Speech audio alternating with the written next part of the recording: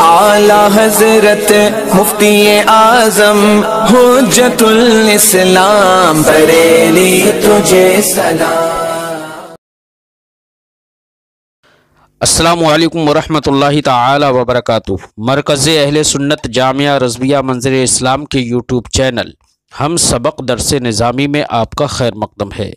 پیارے بچوں، جنہوں نے اب تک ہمارے چینل کو سبسکرائب نہیں کیا ہے وہ ضرور سبسکرائب کر لیں اور بیل آئیکن یعنی گھنٹی بھی بجا دیں تاکہ ہر ویڈیو کی نوٹیفیکیشن اطلاع اپلوڈ کرتے ہی آپ تک پہنچ جائے، اور اپنے ساتھیوں سے بھی شیئر کریں، شیئر کرنا نہ بھولیں تاکہ ان کو بھی فائدہ حاصل کرنے کا موقع ملے، اور بات پسند آئے تو لائک بھی کیا کریں اور اپنے قلبی تأثر کو ضرور کمنٹ کر کے بتائیں۔ بسم اللہ الرحمن الرحیم۔ وَإِنْدِفَاعُ الْمُتَوَجِّهِ مِنَ الْبَلَى وَكِفَایَةُ الْمُهِمِّ عَنِ الْأَعْدَاءِ وَغَيْرُ ذَلِكَ مِنَ الْأَشْيَاءِ۔ بات یہ چل رہی تھی کہ کرامات اولیاء حق ہیں، ثابت ہیں، تو کچھ کرامتوں کا وقوع جو ہوا ہے، صاحب کتاب نے اس سے پہلے سبق میں ہم نے ذکر کیا تھا کہ کچھ کرامتیں واقع ہوئی ہیں۔ ایسی بزرگوں کی طرف سے یہ بھی کرامتیں ہیں کہ آنے والی مصیبتوں کو وہ ٹال دیتے ہیں۔ مصیبت آ رہی تھی، کل مصیبت آنے والی تھی، آج ہی اس کو ٹال دیا کہ بھئی آج یہ کام مت کرنا، کیونکہ انہیں معلوم ہے کہ یہ کام کرو گے تو مصیبت ہی آ جائے گی، تو آج ہی منع کر دیا کہ یہ کام مت کرنا ہے، نہیں کرنا ہے آپ کو۔ تو آنے والی مصیبت کو ٹال دینا یہ بھی کیا ہے؟ کرامت ہے۔ دشمن کیا شرر انگیزی کرنے والے ہیں، اللہ کا ولی اس کی شرارت سے بچا دے کسی کو، یہ بھی اس کی کیا ہے؟ کرامت ہے۔ بات سمجھ آئی؟ اس کے علاوہ بہت سارے ایسی چیزیں ہوتی ہیں۔ صاحب کے شرع یہاں پر وہی ایسی کچھ کرامت ہے جس میں دشمنوں کی شرارتوں سے بچایا گیا ہو، کہ دیکھیے یہاں پر دشمن یہ شرارت کرنے جا رہا تھا، یہ چال چلنے جا رہا تھا، اور فرما دیا کہ تم ادھر توجہ کرو، جلدی ہے، وہاں ہے کوئی نہیں موجود۔ ایک بہت ہی دوری پر ایک مرتبہ کا واقعہ ہے کہ حضرت عمر رضی اللہ تعالیٰ عنہ نے نہاوند میں ایک لشکر کو بھیجا جس کے کمانڈر حضرت ساریہ تھے۔ جب وہ وہاں پر جنگ لڑ رہے تھے تو ایسی صورت میں حضرت ساریہ کو معلوم نہیں تھا کہ دشمن کدھر سے ہم پر حملہ کرنے والے ہیں۔ دشمنوں نے کیا کیا؟ جبکہ حضرت عمر بن خطاب رضی اللہ تعالیٰ عنہ مدینہ منورہ میں ہیں، خطبہ جمعہ دینے جا رہے ہیں، اچانک خطبہ جمعہ کے درمیان حضرت عمر بن خطاب رضی اللہ تعالیٰ عنہ فرماتے ہیں، یا ساریہ الجبل، یا ساریہ الجبل، یا ساریہ الجبل، اے ساریہ پہاڑ کی طرف متوجہ ہو، پہاڑ کی طرف جاؤ، پہاڑ کی طرف اپنی فوج لگاؤ۔ کیا مطلب؟ پہاڑ سے ڈرانا مقصود تھا کہ ادھر سے دشمن تم پر حملہ کرنے والے ہیں، میلوں دور ہیں وہ نہاوند میں۔ ادھر حضرت عمر بن خطاب کی نگاہیں دیکھو کہ کہاں کا دیکھ رہی ہیں، جبکہ جمعے کے دن خطبہ دے رہے ہیں، اس خطبے کے دوران اچانک کہاں کا دیکھا؟ یہ ان کی کرامت۔ حضرت ساریہ بھی وہاں پر آواز سن رہے ہیں کہ حضرت عمر یہ آواز دے رہے ہیں، یہ حضرت ساریہ کی کرامت۔ اور جب بعد میں پتہ چلا، یہاں پر آئے تھے لوگوں نے کہا کہ حضرت عمر یہ کیسے کہہ رہے تھے، تو پتہ چلا کہ جب وہ لشکر جب واپس آیا تو لوگوں کو پتہ چلا کہ اس دن اس وقت میں حضرت عمر رضی اللہ تعالیٰ عنہ نے یہاں پر یہ کہا تھا۔ حضرت ساریہ نے کہا کہ میں نے وہاں پر آواز سنی تھی، آواز سننے کے بعد وہاں پر میں نے فوراً اپنی فوج کو پہاڑ کی طرف متوجہ کیا، جس کی وجہ سے جدھر دشمن جس پر چال چل رہے تھے، حملہ کرنے والے تھے، میں نے ادھر توجہ کی، تو ایسی صورت میں ادھر فوج لگا کر اللہ نے ہم کو فتح عطا فرمائی۔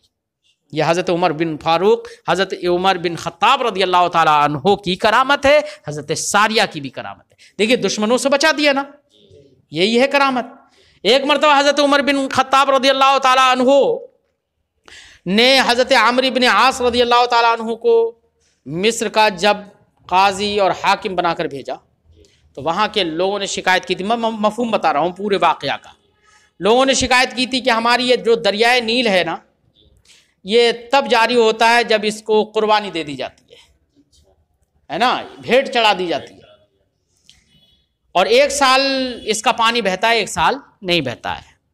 اس سال ہم اس پہ بھیٹ بھی چڑھا چکے لیکن اس کا پانی نہیں آیا، قحط سالی ہے، لہذا آپ اس پہ اس طرح کی کوئی بھیٹ وغیرہ چڑھوا دیں. حضرت عمرو بن عاص رضی اللہ تعالیٰ عنہ نے حضرت عمر بن خطاب رضی اللہ تعالیٰ عنہ کو خط لکھا یا آپ کی بارگاہ میں آئے اور کہا کہ ایسا ایسا معاملہ ہے، دریائے نیل کی وجہ سے بڑی تنگی ہے، سب لوگ پریشان ہیں، قحط سالی ہے. تو حضرت عمر بن خطاب رضی اللہ تعالیٰ عنہ نے ایک خط لکھا حضرت عمرو بن عاص کے پاس، اور اس خط کے اندر یہ لکھا، جس کا مفہوم اردو میں بتا رہا ہوں. کہا خط میں اوپر تو لکھ دیا عمرو بن عاص کے لیے کہ آپ اس خط کو اس خط کے اندر جو میں نے اس میں جو لکھا ہے، جو لیٹر میں نے رکھا ہے اس میں لفافے کے اندر، اس کا لفافے کے اندر کا وہ خط نکال کر آپ دریائے نیل میں ڈال دینا، ٹھیک ہے. اور اس لفافے کے اندر جو خط تھا، اس خط میں حضرت عمر بن خطاب رضی اللہ تعالیٰ عنہ نے لکھا بسم اللہ الرحمن الرحیم، اور آگے فرمایا کہ اے دریائے نیل، اگر تو اللہ وحدہ لا شریک جبار و قہار کے حکم سے جاری ہوتی ہے، اس کے حکم سے چلتی ہے تو چل جا، اور اگر تو اپنے حکم سے چلتی ہے تو مت چل، تو اپنے آپ سے چلتی ہے تو مت چل. یہ اس میں لکھ دیا تھا. جب یہ خط حضرت عمرو بن عاص کے پاس پہنچا تو اس میں تھا کہ عمرو بن، اوپر ہی لکھا ہوا تھا کہ آپ اس کو دریائے نیل، جو اندر کا خط ہے، لفافہ سے نکال کر اس کو دریائے نیل میں ڈال دیں. حضرت عمرو بن عاص نے اس کو دریائے نیل میں ڈلوایا، خط کو شام میں ڈلوایا ہے.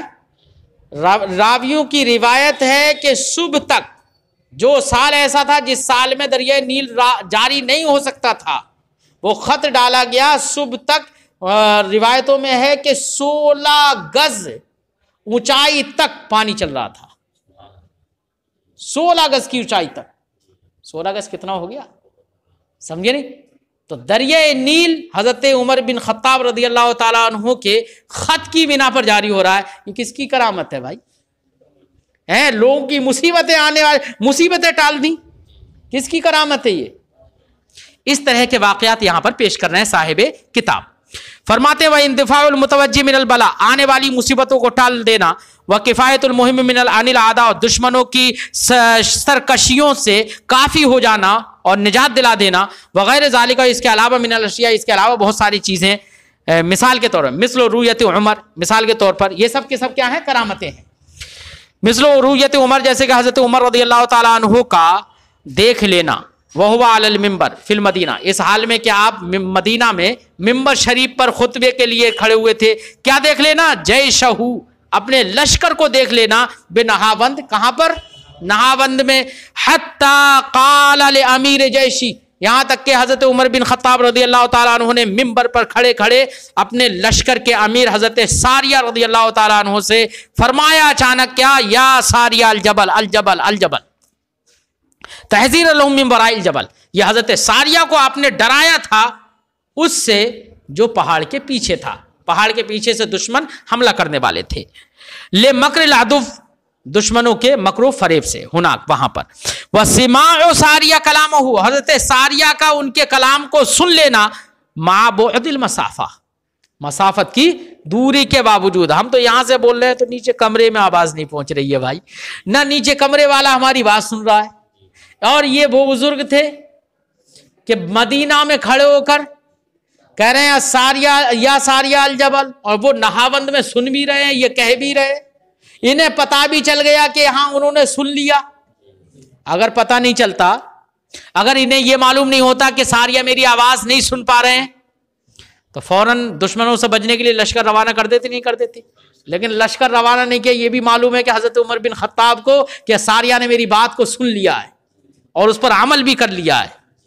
ہے. تو یہ بزرگوں کی، یہ نبی کے غلاموں کے غیب کی تو یہ بات ہے، ان کی نگاہوں کا تو یہ عالم ہے. تو جس نبی کی غلامی کے صدقے میں یہ کمال پیدا ہو غلاموں میں، اس نبی کا کمال کا عالم کیا ہوگا؟ سمجھے نہیں؟ فرماتے ہیں وَسِمَاعُ ساریہ کَلَامَهُ، اور حضرت ساریہ کا ان کے کلام کو سن لینا مع بعد المسافہ، یہ بھی کیا ہے؟ کرامت ہے. وَكَشُرْبِ خَالِدٍ سَمَّ السَّمَّ مِنْ غَيْرِ تَضَرُّرٍ بِهِ. یار زہر کی عادت تو یہ ہے کہ وہ نقصان دیتا ہے. زہر کی عادت یہی ہے نا. اب اگر کوئی آدمی زہر پی بھی رہا ہے اور وہ نقصان نہیں دے رہا ہے تو خلاف عادت ہوا نہیں ہوا یہ کام؟ کیا ہوا؟ یہ خلاف عادت. اگر کوئی مومن متقی اگر یہ کر رہا ہے کسی بھی مجبوری کے پیش نظر صحیح، یا کسی مسئلہ دینی ایسا آ گیا جس کی وجہ سے حقانیت کے اظہار کے لیے کوئی مسئلے کے لیے زہر پینا پڑ گیا ہے، تو زہر کی تو عادت، زہر میں تو عادتاً یہ ہے کہ زہر نقصان دیتا ہے، اور اگر نقصان نہیں دے رہا ہے تو یہ کرامت ہے اس کی. سمجھے؟ کیونکہ خلاف عادت کام ہو گیا. ایسے ہی حضرت خالد کا زہر کو پی لینا من غیر تضرر بھی، اس کے بغیر کہ ان کو وہ نقصان دے، یہ بھی کیا ہے؟ کرامت ہے. وقع جریان النیل، ایسی دریائے نیل کا جاری ہو جانا بے کتاب عمر، حضرت عمر کے خط کی بنا پر. وہ امثال هذا اکثر من ان یحصى، اس کی مثالیں کرامتوں کی اس سے کہیں زیادہ ہیں کہ انہیں شمار کیا جائے، بے شمار ہیں. ولما استدلت المعتزلة المنكرة لكرامة الاولیاء بانه لو جاز ظهور خوارق العادات من الاولیاء لاشتبه بالمعجزہ. معتزلہ نے کرامات اولیاء کا انکار کیا. دلیل کیا دی جناب؟ دلیل یہ دی کہ یار عام آدمی سے، امتی سے اگر یہ خلاف عادت کام ظاہر ہونے لگیں گے تو نبی میں اور اس میں فرق کیا رہ جائے گا؟ معجزہ کے مشابہ ہو جائے گا. یہ تو کیا ہو جائے گا؟ معجزہ کے مشابہ ہو جائے گا. یار معتزلہ ایک گمراہ فرقہ ہے. کیا ہے؟ گمراہ فرقہ ہے، اور جس کی عادت ہے غائب کو شاہد پر قیاس کرنے کی، ہے نا. یہاں پر معتزلہ نے تو یہ کہا کرامات اولیاء کا انکار کیا، کیونکہ اگر ہوگا، اگر کرامت کا اقرار کیا جائے تو وہ معجزہ کے مشابہ ہو جائے، ہے نا. اور کتنی اندھی عقل کی، بلکہ عقل کے کتنے عقل کے یتیم ہوں گے وہ لوگ جو کہتے ہیں کہ ایک امتی نبی سے بھی بڑھ سکتا ہے. سمجھے نہیں؟ تو یہ تو ان سے بھی گئے گزرے، معتزلہ سے بھی گئے گزرے. یہی وجہ ہے معتزلہ گمراہ تھے اور یہ کافر ہیں. سمجھے نہیں؟ ہاں. فرماتے ہیں ولما استدلت المعتزلہ المنکرہ، اور جب معتزلہ نے استدلال کیا، کون سے معتزلہ؟ المنکرہ لکرامات الاولیاء، جو کرامت اولیاء کے منکر ہے. کس بات سے استدلال کیا؟ بأنہ لو جاز ظہور خوارق العادات من الاولیاء، کہ اگر اولیاء کرام سے خوارق عادات، خلاف عادات کام کا ظہور اگر جائز ہو، لاشتبہ بالمعجزہ، تو وہ معجزہ سے مشتبہ ہو جائے گا، مشابہ ہو جائے گا. فلم یتمیز النبی من غیر النبی، تو نبی غیر نبی میں کوئی فرق نہیں رہے گا. اشارہ الی الجواب، تو معتزلہ کا یہ استدلال تھا. مصنف نے اس کا جواب دینے کے لیے اپنے اس قول سے اشارہ کیا، کیا؟ وَيَكُونُ ذَلِكَ مُعْجِزَةً لِرَسُولِ الَّذِي ظَهَرَتْ هَذِهِ الْكَرَامَةُ لِوَاحِدٍ مِّنْ أُمَّتِي لِأَنَّهُ يَظْهُرُ بِهَا. جواب کا خلاصہ یہ ہے کہ جناب آپ جو یہ کہہ رہے ہیں کہ نبی اور غیر نبی میں فرق نہیں رہے گا، اور یہ کرامت امتی سے اگر ظاہر ہونے لگی، ولی سے ظاہر ہونے لگی، تو معجزہ سے اشتباہ ہو جائے گا، یہ کہنا آپ کا غلط ہے. اس لیے کہ ایک ولی جو ہوتا ہے وہ نبی کا پیروکار ہوتا ہے. کیا ہوتا ہے؟ نبی کا تابع ہوتا ہے، اور تابع کی خوبی متبوع کی خوبی ہوتی ہے. کیوں؟ اس لیے کہ اس کی اتباع کی بنا پر ہی تو اس میں یہ کمال ہوا نا، اس کی اتباع کی وجہ سے ہی اس میں یہ کمال آیا. سمجھے نہیں؟ تو تابع کی خوبی متبوع کی خوبی ہوتی ہے. تو یہ کہنا کہ کرامت و معجزہ کے درمیان کوئی فرق نہیں رہے گا، یہ کہنا بیکار ہے. اس لیے کہ ولی کی کرامت بھی نبی کا معجزہ ہے، ولی کی کرامت بھی جب معجزہ ہے تو نبی کی طرف نسبت کرتے ہوئے وہی معجزہ ہے، اور امتی کی طرف نسبت کرتے ہوئے، تابع کی طرف نسبت کرتے ہوئے وہی کرامت ہے۔ یہ تو نبی کے صدقے میں ہی کرامت کا ظہور ہو رہا ہے یار، سمجھے نہیں؟ فرماتے ہیں وَيَكُونُ ذَلِكَ اَيْ ظُهُورُ خَوَارِقِ الْعَادَاتِ مِنَ الْوَلِي الَّذِي هُوَ مِنْ آحَادِ الْأُمَّةِ، اور یہ یعنی خلاف عادت امور کا ظہور ولی سے، جو کہ ولی آحاد امت سے ہے، امت کے افراد میں سے ایک فرد ہے، معجزۃ للرسول، یہ رسول پاک صلی اللہ علیہ وسلم کا معجزہ ہوگا۔ کیا ہوگا؟ معجزۃ للرسول، رسول کا یہ کیا؟ ولی کی کرامت، رسول کا معجزہ ہوگا۔ کون سے رسول کا؟ الذی ظہرت ھذہ الکرامۃ لواحد من امتی، ہے معجزہ ہو جائے گا رسول کا الذی ظہرت ھذہ الکرامہ، کہ یہ کرامت ظاہر ہوئی ہے، اس رسول کا معجزہ ہو جائے گا جس رسول کے امتیوں میں سے کسی ایک سے یہ کرامت ظاہر ہوئی ہے۔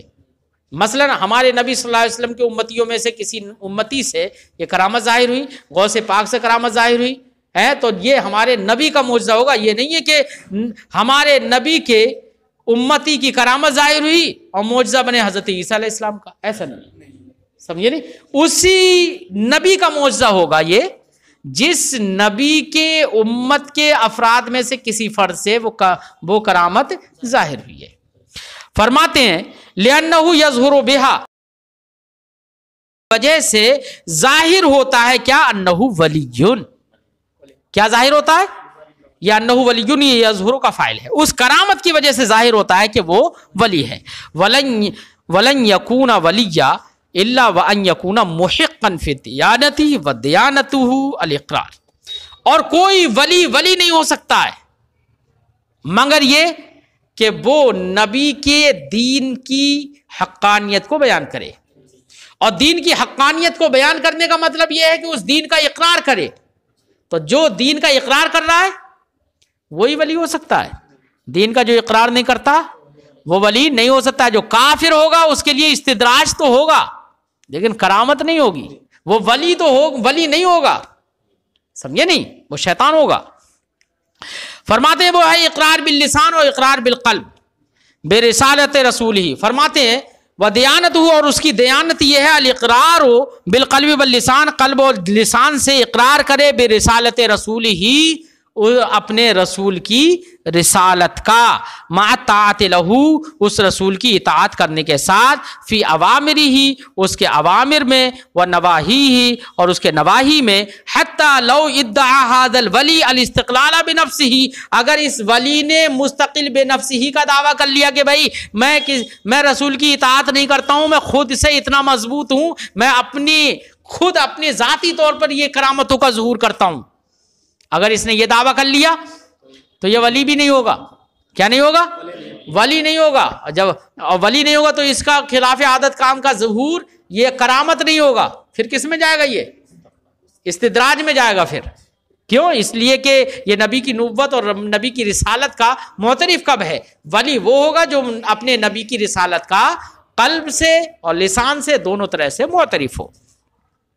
فرماتے ہیں حتی لو ادعا ھذا الولی، یہاں تک کہ اگر اس ولی نے ادعا کر لیا استقلال بنفسہ کا، وعدم المتابعت، اور اس بات کا دعویٰ کر لیا کہ وہ کسی رسول کی پیروی نہیں کرتا ہے، لم یکن ولیہ، تو یہ شخص ولی نہیں ہوگا، ولم یظہر ذلک علی یدی، اور کرامت اس کے ہاتھ پر ظاہر نہیں ہوگی۔ اب اگر نبی کی مخالفت کرتے ہوئے عدم اقرار کی صورت میں خلاف عادت کوئی امر ظاہر ہو گیا تو وہ استدراج ہوگا، ٹھیک ہے۔ والحاصل، خلاصہ یہ کہ ان الامر الخارق للعادہ، خلاف عادت کام، فہو بالنسبت الی النبی، وہ نبی علیہ الصلوۃ والسلام کی طرف نسبت کرتے ہوئے معجزہ کیا ہے؟ معجزہ ہے، سواء ظہر من قبلہ، خواہ وہ نبی ہی کی جانب سے ظاہر ہوا ہو تب تو معجزہ ہے نا، اور من قبل احاد امتہ، یا آپ کی امت میں سے کسی افراد میں سے کسی فرد کی طرف سے وہ ظاہر ہوا ہو تب بھی نبی کی طرف نسبت کرتے ہوئے وہ کیا ہے؟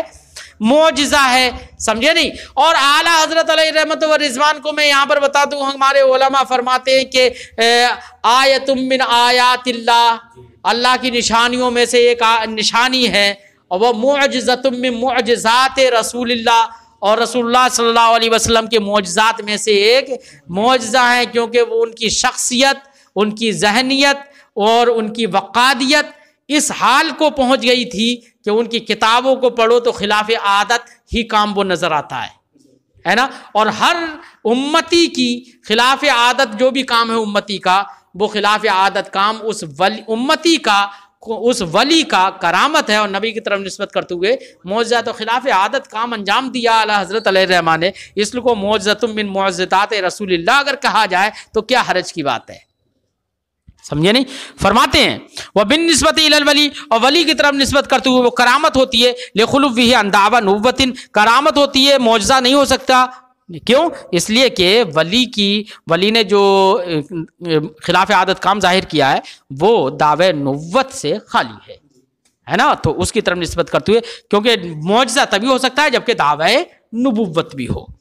فرماتے لخلوہ عن دعوی نبوت من ظہر ذالک من قبلہ، کہ کیونکہ وہ اس کا خلو ہے اور دعوی نبوت سے وہ خالی ہے، اس کے دعوی نبوت سے خلو ہونے کی وجہ سے جس کی طرف سے یہ ظاہر ہوئی ہے کرامت. تو دعوی نبوت اس کی طرف سے ہے نہیں، اس لیے یہ معجزہ نہیں بلکہ کرامت ہے. فالنبی لابد من علمی، لہذا نبی کے لیے ضروری ہے کہ اسے یہ معلوم ہو کہ وہ نبی ہے، اسے یہ معلوم ہو کہ وہ نبی ہے، تبھی تو دعوی نبوت کرے گا نا. اور ولی دعویٰ نہیں کرتا، اس لیے ولی کو تو بسا اوقات یہ بھی نہیں معلوم ہوتا ہے کہ میں ولی ہوں. سمجھے نہیں؟ اس لیے فرماتے ہیں فالنبی لابد من علمہ بکونہ نبیہ، تو نبی کو ضروری ہے کہ اس کے نبی ہونے کا علم ہو. ومن قصدہ اظہار خوارق العادات، اور اس کو یہ بھی یقین ہو کہ وہ خلاف عادت کام ظاہر کرنے کا قصد کر رہا ہے نا.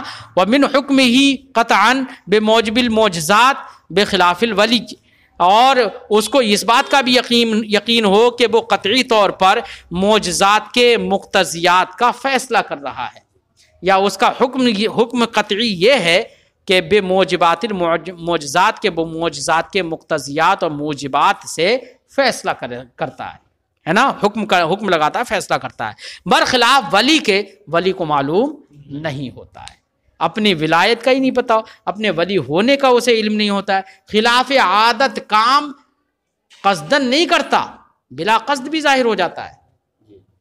سمجھے نہیں؟ ہاں. وَأَفْضَلُ الْبَشَرِ بَعْدَ نَبِيِّنَا، ہمارے نبی صلی اللہ تعالی علیہ وسلم کے بعد، بھئی ہمارے نبی تو پوری مخلوق میں افضل ہیں. جب وہ سید الانبیاء ہیں، افضل الانبیاء ہیں، تو انبیاء تو ساری مخلوق میں سب سے افضل، اور انبیاء سے بھی وہ افضل، تو افضل الخلق ہو گئے نہیں ہو گئے؟ تو ہمارے نبی تو بالاتفاق افضل الخلق ہیں. لیکن ہمارے نبی کے بعد دیگر انبیاء علیہ السلام افضل ہیں. لیکن انبیاء کے بعد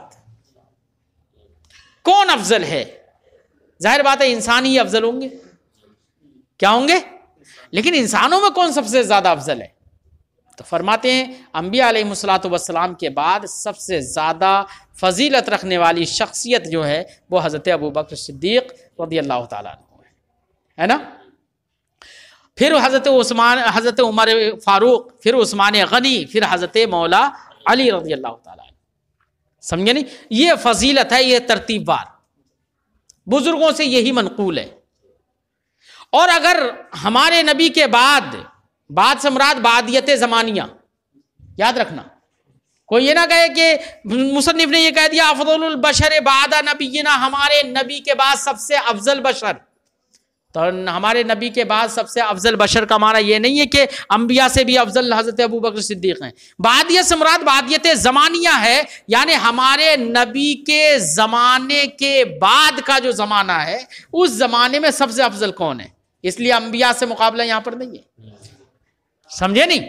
بعدیت سے مراد بعدیت زمانیہ، کہ ہمارے نبی کے زمانے کے بعد، ہمارے نبی کے بعد زمانے کے اعتبار سے سب سے افضل کون ہے انسانوں میں؟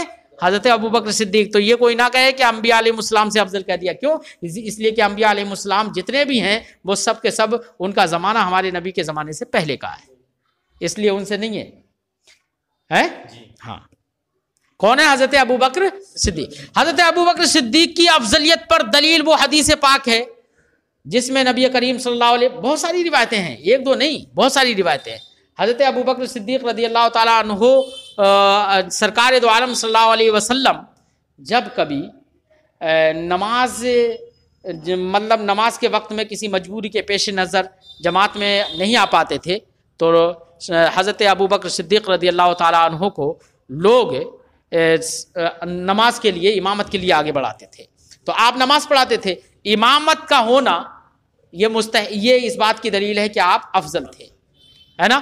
دوسری یہ کہ سرکار خود اپنے موجودگی میں بھی، سرکار نے اپنے ایام میں، اپنے آخری ایام میں، زندگی کے ظاہری زندگی کے آخری ایام میں سرکار نے اپنی موجودگی میں حضرت ابو بکر صدیق رضی اللہ تعالیٰ عنہ کو امامت کے لیے کھڑا کیا تھا، آگے بڑھایا تھا۔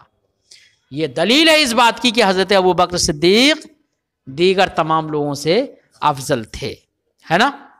ساتھ ہی ساتھ سرکار دو عالم صلی اللہ علیہ وسلم کا وصال ہو گیا تو صحابہ کرام کا جو مشورہ ہوا امر خلافت میں، وہ تمام صحابہ کرام کا اجماع ہے اس بات پر کہ حضرت ابو بکر صدیق کو خلیفہ بنایا جائے، ہے۔ خلیفہ بنانے پر اجماع ہونا یہ اس بات کی دلیل ہے کہ صحابہ کرام کی نظروں میں بھی نبی کے بعد سب سے افضل جو شخصیت ہے وہ حضرت ابو بکر صدیق رضی اللہ تعالیٰ عنہ۔ یہ چند باتیں پیش کریں گے صاحب کتاب یہاں پر۔ فرماتے وَأَفْضَلُ الْبَشَرِ بَعْدَ نَبِيِّنَا، ہمارے نبی کے بعد افضل البشر، وَالْأَحْسَنُ أَن يُقَالَ بَعْدَ الْأَنْبِيَاء، بہتر تو یہ تھا کہ مصنف کہتے بعد الانبیاء تاکہ شبہ نہیں ہوتا، ہے نا۔ لیکن بعد نبینا کہہ دیا تو شبہ تو ہوگا، کسی کا شبہ ہوگا تو جواب کیا دیا جائے گا کہ بعد سے مراد یہاں پر بعدیت زمانیہ ہے۔ فرماتے ہیں بہتر یہ ہے کہ کہا جائے بعد الانبیاء، لیکنہ اراد البعدیت الزمانیہ، لیکن مصنف نے بعدیت سے مراد بعدیت زمانیہ مر لی ہے۔ ولیس بعد نبینا نبی، اور ظاہر بات ہے ہمارے نبی کے بعد کوئی نبی تو ہے نہیں، تو بچا کون؟ غیر نبی ہی بچے، تو اب گویا کہ معنی یہ ہوا کہ انبیاء کے ماں سوا افضل البشر ابو بکر صدیق، یہ معنی ہو گیا۔ پھر فرماتے ہیں مع ذالک لا بد من تخصیص عیسیٰ علیہ السلام، لیکن فرماتے ہیں کہ ہمارے نبی کے بعد حضرت عیسیٰ علیہ السلام تو آئیں گے ہی، تو حضرت عیسیٰ علیہ السلام کی تخصیص کرنا پھر بھی لازم ہے۔ بعدیت زمانیہ بھی اگر مراد لی جائے تو ہمارے نبی کے زمانے کے بعد کا ہی تو مسئلہ ہے، ہمارے نبی کے زمانے کے بعد کوئی دوسرا نبی پیدا تو نہیں ہوگا، لیکن حضرت عیسیٰ علیہ السلام کا نزول تو ہوگا، ہے نا۔ اس لیے حضرت عیسیٰ علیہ السلام کی تخصیص کر دینا یہاں پر ضروری ہے کہ حضرت عیسیٰ علیہ السلام کے سوا ہمارے نبی کے بعد سب سے افضل حضرت ابو بکر صدیق ہیں، یہ مانا۔ اذ لو ارید کل بشر، کیونکہ اگر کل بشر مراد ہو، افضل البشر میں الف لام استغراق کا ہو، کل بشر مراد ہو کہ معنی یہ ہو کہ کل بشر یوجد بعد نبینا، ہر وہ بشر جو بھی ہمارے نبی کے بعد موجود ہو تو ان میں افضل حضرت ابو بکر صدیق ہیں، تو حضرت عیسیٰ علیہ السلام سے یہ بات ٹوٹ جائے گی۔ کیوں؟ اس لیے کہ ہمارے نبی کے بعد تو حضرت عیسیٰ علیہ السلام بھی تو موجود ہوں گے، اور ان سے افضل حضرت ابو بکر صدیق نہیں ہے کیونکہ وہ نبی ہے، سمجھے نہیں۔ فرماتے ہیں اس لیے حضرت عیسیٰ علیہ السلام کی تخصیص کرنا ضروری ہے۔ کیوں؟ اس لیے کہ اذ لو ارید، اگر مراد لیا جائے کل بشر یوجد بعد نبینا، افضل البشر سے مراد اگر یہ ہو الف لام استغراق کے لیے مان کر کے ہر وہ بشر جو بھی ہمارے نبی کے بعد پایا جائے گا، تو ایسی صورت میں انتقض بعیسیٰ علیہ السلام، تو یہ بات ٹوٹ جائے گی حضرت عیسیٰ علیہ السلام سے، حضرت عیسیٰ علیہ السلام کو لے کر اعتراض ہو جائے گا۔ ولو ارید کل بشر یولد بعدہ، اور اگر یوجد کے بجائے یولد بعدہ مراد ہو کہ ہر وہ بشر جو ہمارے نبی کے بعد پیدا ہوگا، تو ظاہر بات ہے حضرت عیسیٰ علیہ السلام پیدا نہیں ہوں گے، وہ تو نازل ہوں گے، تو بات تو صحیح ہو جائے گی۔ کیا ہو جائے گی بات؟ کہ ہمارے نبی کے بعد جو بھی بشر پیدا ہوگا سب میں افضل کون ہے؟ حضرت ابو بکر صدیق رضی اللہ تعالی عنہ، یہ معنی ہوگا۔ لیکن اس میں تھوڑی سی پریشانی ایک اور آئے گی، کیا آئے گی پریشانی وہ بتا رہے ہیں۔ فرماتے ولو ارید کل بشر یولد بعدہ، اگر یہ مراد ہو کہ ہر وہ بشر جو نبی کے بعد پیدا کیا جب پیدا ہو، تو فرماتے ہیں لم یفید التفضیل علی الصحابہ، تو ان صحابہ کرام پر تفضیل کا افادہ نہیں کرے گا یہ کلام جو حضرت نبی کریم صلی اللہ علیہ وسلم کے زمانے میں پیدا ہوئے تھے۔ ارے صحابہ کرام پر فضیلت نہیں ہوگی، پھر حضرت ابو بکر صدیق کی، کیونکہ مانا تو یہ ہوا کہ ہمارے نبی کے بعد جو لوگ پیدا ہوں گے، جو پیدا ہوں گے ان میں سب سے افضل کون ہے؟ حضرت ابو بکر صدیق. اور جو حضرت نبی کریم صلی اللہ علیہ وسلم کے زمانے میں ہیں، بعد میں پیدا نہیں ہو رہے ہیں، جو ہیں تو ان میں فضیلت معلوم ہوگی ان پر، پھر اس سے اعتراض پڑ جائے گا. فرماتے ہیں کہ اگر مانا یہ ہو کہ ہر وہ بشر جو کہ ہمارے نبی کے بعد پیدا ہوگا لم یفید التفضیل، تو اگر یہ معنی مراد ہو تو یہ افادہ تفضیل نہیں کرے گا صحابہ پر، ہے نا.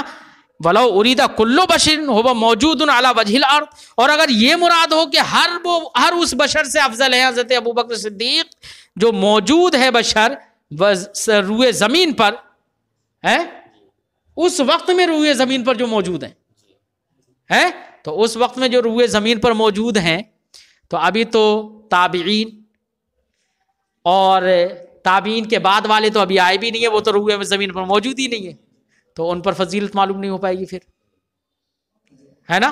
اس لیے بہتر تو یہ تھا کہ مصنف کیا کہتے، افضل البشر بعد الانبیاء، یہ کہتے تو کوئی شبہ نہیں رہتا ہے.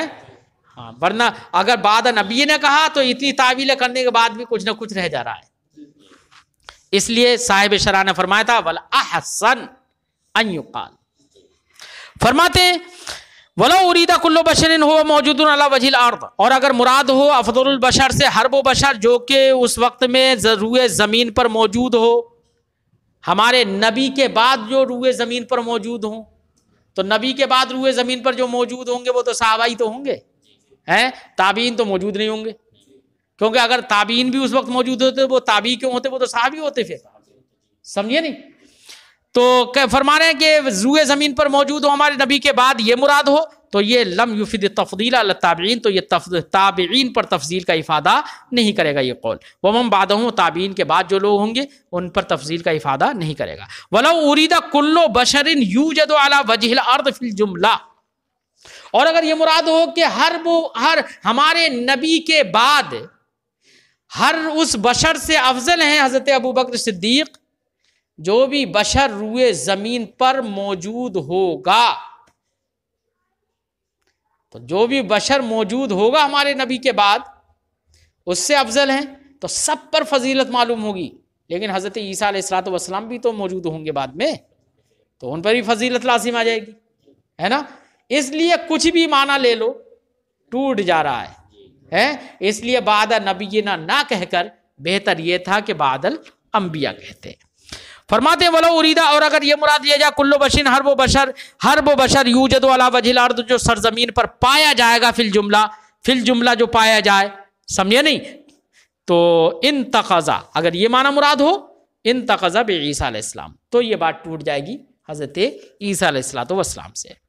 اس لیے بہتر یہ تھا کہ بعد الانبیاء کہتے مصنف. افضل البشر بعد نبینا ابو بکر الصدیق، انبیاء علیہ نبی صلی اللہ علیہ وسلم کے بعد افضل البشر کون ہیں؟ ابو بکر صدیق رضی اللہ تعالیٰ عنہ ہیں. یہ خبر ہے اس کی، ٹھیک ہے نا. اب ابو بکر صدیق کو صدیق کیوں کہتے ہیں؟ تو یار سب سے پہلے انہوں نے تصدیق کی تھی نبی کی نا، ہے کوئی ہچکچاہٹ نہیں کی، فوراً ایمان لے کر آئے. معراج کا معاملہ ہوا، سرکار نے فرمایا کہ میں نے اللہ سے ملاقات کی، اللہ کو دیکھا. کچھ لوگوں نے تعامل بھی کیا، لیکن حضرت ابو بکر نے کوئی تعامل نہیں کیا، فوراً تصدیق کی. ہر معاملے میں کوئی تردد ہی نہیں ہے. اس بنا پر حضرت ابو بکر صدیق کو صدیق کہا جاتا ہے، یعنی تصدیق کرنے والے کو. فرماتے ہیں ابو بکر صدیق الذی صدق النبی صلی اللہ علیہ وسلم فی النبوہ، جنہوں نے نبی صلی اللہ علیہ وسلم کی تصدیق کی نبوت میں، من غیر تلسعم، بغیر کسی تردد کے. وفی المعراج، اور معراج میں بھی تصدیق کی تھی بلا تردد، بغیر کسی تردد کے. ثم عمر الفاروق، پھر حضرت ابو بکر صدیق کے بعد افضل کون ہے؟ عمر فاروق ہیں، ہے نا. عمر فاروق کو فاروق کیوں کہا جاتا ہے؟ اس لیے کہ انہوں نے حق و باطل کے درمیان خط امتیاز کھینچ دیا تھا، ہے نا. حق و باطل کے درمیان معاملات اگر آتے تھے، حق و باطل کا معاملہ آتا تھا کسی بھی فیصلے کے درمیان، تو حضرت عمر فاروق رضی اللہ تعالیٰ عنہ حق کو حق، باطل کو باطل کر دیتے تھے. کسی کا خوف نہیں تھا کہ اگر میں اس کے حق میں یہ فیصلہ کروں گا تو لوگوں کا خوف ہے. نہیں، جو حق ہے فیصلہ کیا، چاہے وہ اپنے کے خلاف ہو یا غیر کے خلاف ہو. وہ سنا ہوگا کہ نبی صلی اللہ علیہ وسلم کی بارگاہ میں ایک مسلمان اور ایک یہودی گیا فیصلہ کرانے کے لیے، اور نبی وہ فیصلہ جو ہوا وہ یہودی کے حق میں ہو گیا.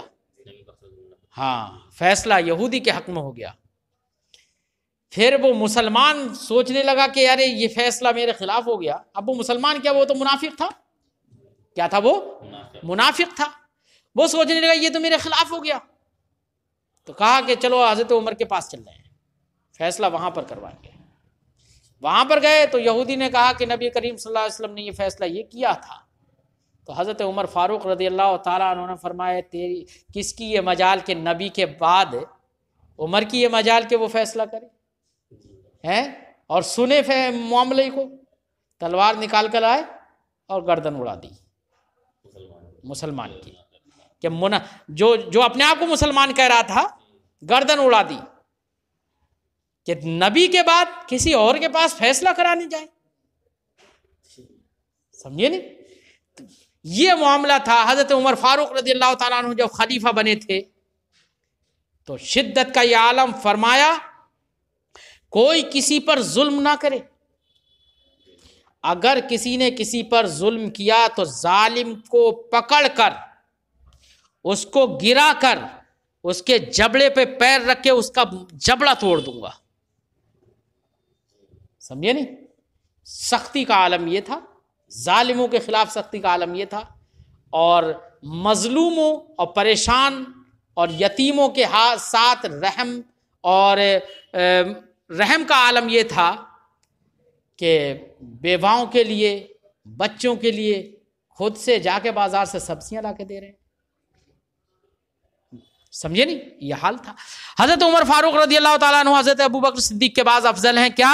الذی فرق بین الحق والباطل. ان کو فاروق اس لیے کہا جاتا ہے کہ انہوں نے حق و باطل کے درمیان فرق کر دیا، قضایا میں، خصومات میں. ثم عثمان، پھر حضرت عثمان ذو النورین ہیں.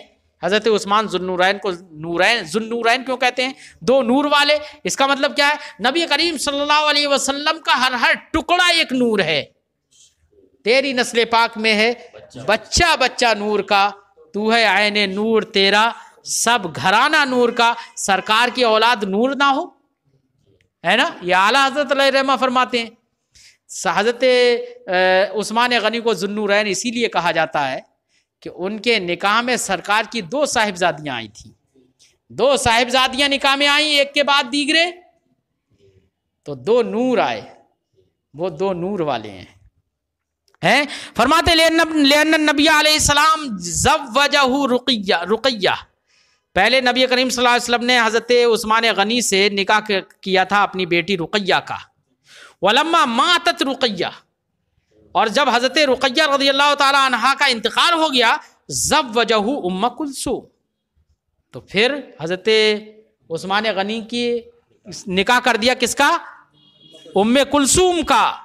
ولما ماتت، پھر حضرت ام کلثوم کا بھی جب بعد میں انتقال ہو گیا، قال، تو سرکار نے فرمایا تھا اس وقت. دیکھیے حضرت عثمان غنی کے ساتھ نرمی اور محبت دیکھیے کہ سرکار نے فرمایا لو کانت عندی ثالثہ لزوجتکہا، اگر میرے پاس تیسری بیٹی بھی ہوتی تو عثمان غنی کے ساتھ میں اس کا بھی نکاح کر دیتا، ہے نا؟